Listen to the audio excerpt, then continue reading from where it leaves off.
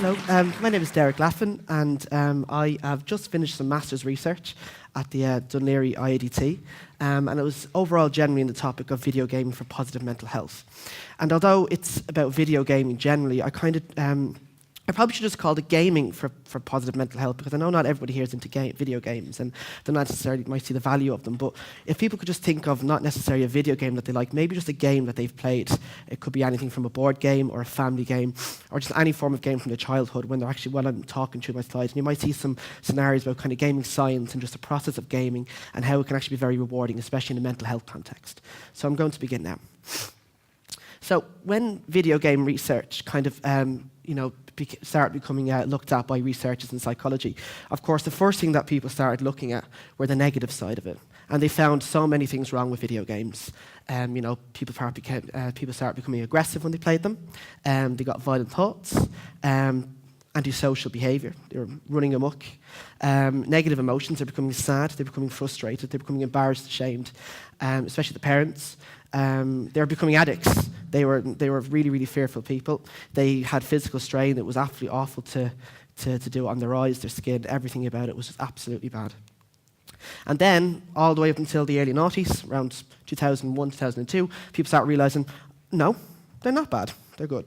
So what happened is now people started realizing that there's studies to show pro-social behavior in games. There's management of negative emotions. Even when we play violent video games, we're able to manage actual proper negative events that happen because we've already seen them carried out in games. We get experiences of flow. We get positive emotions such as joy, elation, happiness, and amongst other things as well. So, like I said earlier on, when we were thinking about any kind of game, I'm going to use chess as an example for what I'm going to talk about next. But when we talk about games, all games have rules. I think it was Keane earlier on that was talking about how we like a challenge, and no more do we like a challenge when we play a good game or a sport or anything along those lines, because games have rules, and the rules make them challenging and in some cases difficult. And for example, in chess, you can see that the player can only move one move at a time, and each piece can only move a certain way. So you can kind of see how that works. All games have goals. Goals make the games worthwhile. It gives players a sense of achievement. It gives them a sense of, I can do it, and I can do it very, very well. And in chess, for example, you can see that the goals include ultimately checkmating your opponent's king and taking good pieces along the way. All games also have really, really intricate feedback systems. And what that basically means is that, unlike things like in education or in the workplace, a game can give you immediately a sense of how well you're doing. And that's really, really rewarding. So you see high scores, you see feedback, you see everything like that, and you're getting it instantaneously. And that's keeping us going, yes, I'm doing really well, or I'm doing really bad, I have to keep doing what I'm doing. And in chess, for example, you can see that when you obtain pieces, you kind of see how well you're becoming because you're nearly at the stage of when you're about to checkmate the king and therefore win the game. The last thing is probably the most important thing when people think about games, is that it's voluntary. We play games because we actually want to, not because we have to. And in chess, for example, you can kind of see that people can sit down leisurely and play it, or they can play it against the clock and all they want. And this goes across the board for all games that you can think of. This is what makes something like soccer the same as Final Fantasy. It's what makes hopscotch the same as The Legend of Zelda. Okay.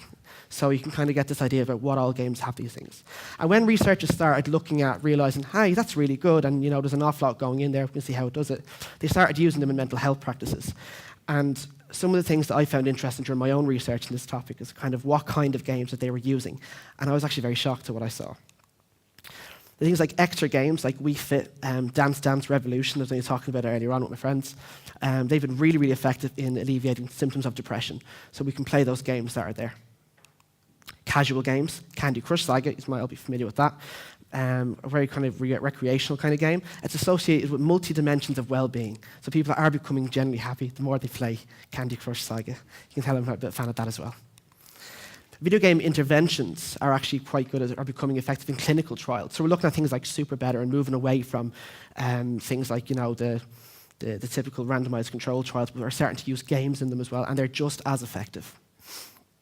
Tetris, one of the more recent things as well, is actually being used in the UK to treat post-traumatic stress disorder, Tetris, as it goes in. And what happens is the falling blocks on the screen in Tetris, for some reason, is having a great effect on how people experience the flashbacks that are associated with that as well. There's something going on there with that. And even in some cases with violent video games like Grand Theft Auto, they're used to regulate negative emotions and exposure to negative events. So all kinds of games are doing all kinds of wonderful things. So aside from just treating mental illness and so on, what if you want to just improve general well-being, for example? What could we walk away with today from just developing a gameful mindset or using gameful living?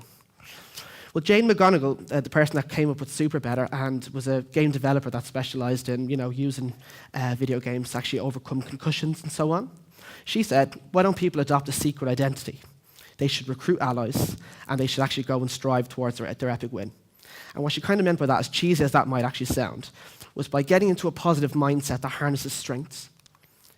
Identify that goal that you can actually reach with your core strengths, because everyone has them, and get support from your friends and family. It's a nice little moniker of actually doing that. Another something that you might actually be familiar about years ago, it's not entirely new, because when Mary Poppins did it, you can see in the bedroom scene, when it's a complete mess, she told them to turn this horrible, mundane task into a game. And it just made it fun. The room was clean and everyone lived happy ever after. It was brilliant. And if that's not your thing either, well then, you want to spend time with people, just play a game. It's a great way to actually just nurture a relationship. It's a great way to make friends, and it's a great way to have fun. If there's anything else you want to go for, if this topic is of interest to anyone else as well, I'd recommend you have a look at Lust for Life. I'm sure some of you have heard of it as well. My article's on that about that. It goes into a little bit more detail into it. Super Better is actually free to go on. It's an online resilience platform. You can use it for any aspect of your life to actually increase your general well-being and so on.